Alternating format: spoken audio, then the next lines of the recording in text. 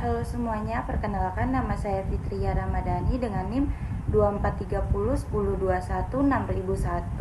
Saya dari kelompok 6. Hai, kenalin nama aku Giska, aku dari kelompok 6 dari mata kuliah Kewarganegaraan dengan NIM 243010216007. Halo semuanya, perkenalkan saya Medina Zaira Putri Surya dengan NIM 243020216015 kelompok 6 mata kuliah Pendidikan Kewarganegaraan. Kami dari kelompok 6 Pendidikan Kewarganegaraan. Di sini kami akan mempresentasikan materi kami dengan tema Pendidikan di Indonesia, kesadaran pentingnya memperoleh pendidikan dan tidak meratanya pendidikan di Indonesia.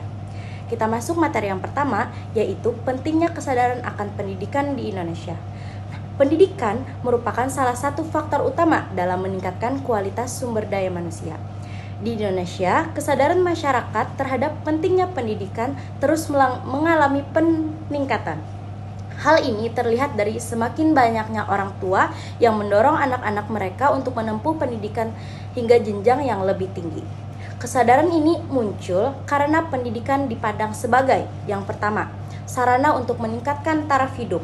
Yang kedua, jalan untuk memperoleh pekerjaan yang lebih baik. Yang ketiga, bekal dalam menghadapi perkembangan zaman dan teknologi. Dan yang terakhir, upaya membentuk karakter dan pola pikir yang lebih maju.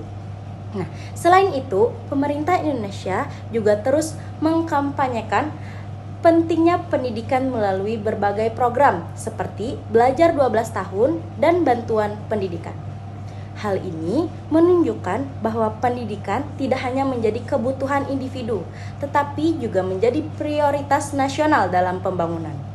Upaya tersebut dilakukan untuk memastikan bahwa seluruh lapisan masyarakat tanpa memandang latar belakang ekonomi memiliki kesempatan yang sama dalam memperoleh pendidikan yang layak. Melalui kebijakan ini, pemerintah berharap dapat mengurangi angka putus sekolah serta meningkatkan kualitas sumber daya manusia yang mampu bersaing di tingkat nasional maupun global.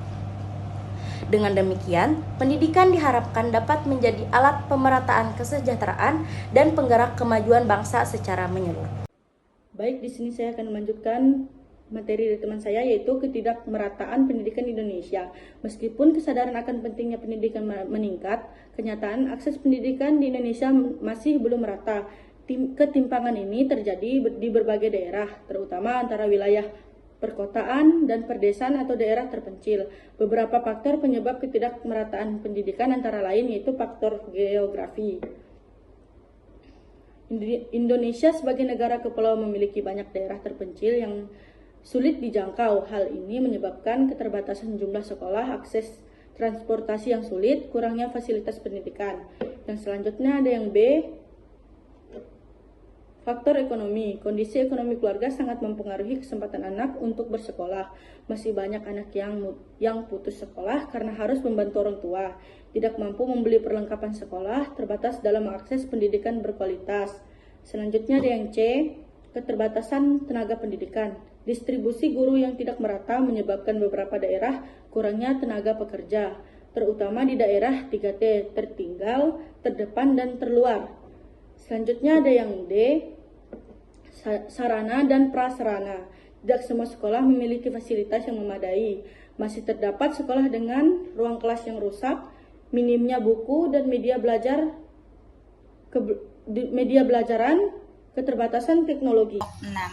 Di sini saya akan menjelaskan dampak ketidakmerataan pendidikan. Yang pertama ada kesenjangan kualitas sumber daya manusia. Ketika pendidikan tidak merata, kualitas pengetahuan dan keterampilan antar individu atau daerah menjadi berbeda jauh. Misalnya daerah yang maju, sumber daya manusianya lebih terampil, kreatif, dan siap bekerja. Yang kedua, contohnya daerah yang tertinggal, sumber daya manusianya kurang kompeten karena akses pendidikan terbatas. Akibatnya terjadi ketimpangan kemampuan dalam bersaing di dunia kerja. Yang kedua, tingginya angka pengangguran di daerah tertentu. Kurangnya akses pendidikan menyebabkan banyak orang tidak memiliki keterampilan yang dibutuhkan di dunia kerja. Misalnya sulit mendapatkan pekerjaan, banyak bekerja di sektor informal dengan penghasilan rendah. Ini membuat angka pengangguran lebih tinggi di daerah yang tertinggal pendidikannya. Di sini saya ingin melanjutkan ke tahap atau ke bagian upaya mengatasi ketidakmerataan pendidikan, yaitu pemerintah Indonesia telah melakukan berbagai upaya untuk mengatasi masalah ini. Antara lain, ada program wajib belajar 12 tahun, yaitu di mana menjamin semua anak mendapatkan pendidikan minimal hingga tingkat SMA atau sederajat. Kemudian ada bantuan seperti BOS, bantuan operasional sekolah, di mana membantu pembiayaan operasional sekolah agar siswa tidak terbebani biaya pendidikan. Kemudian ada program Indonesia Pintar atau PIP, di mana memberikan bantuan dana kepada siswa kurang mampu agar tetap bisa bersekolah.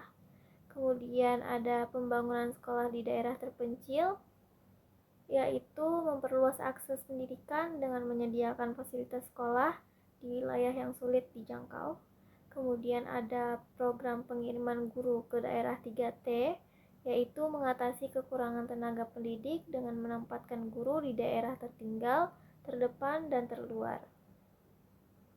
Selain itu, peran masyarakat juga sangat penting dalam mendukung pemerataan pendidikan, seperti meningkatkan kesadaran akan pentingnya sekolah dan mendukung anak untuk terus belajar.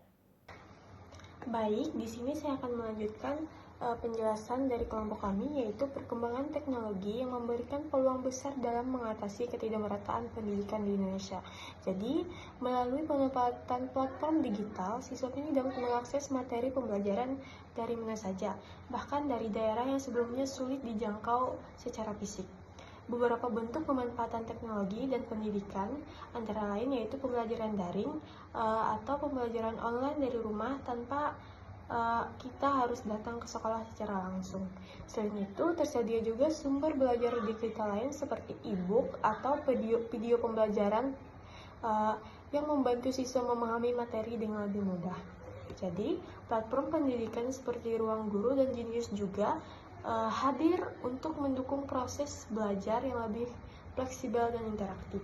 Pemerintah pun turut berperan aktif dalam melalui program digitalisasi sekolah guna meningkatkan kualitas pendidikan di berbagai daerah yang sulit dijangkau. Dengan adanya teknologi ini, diharapkan pendidikan di Indonesia dapat menjadi lebih merata dan mudah diakses oleh semua siswa.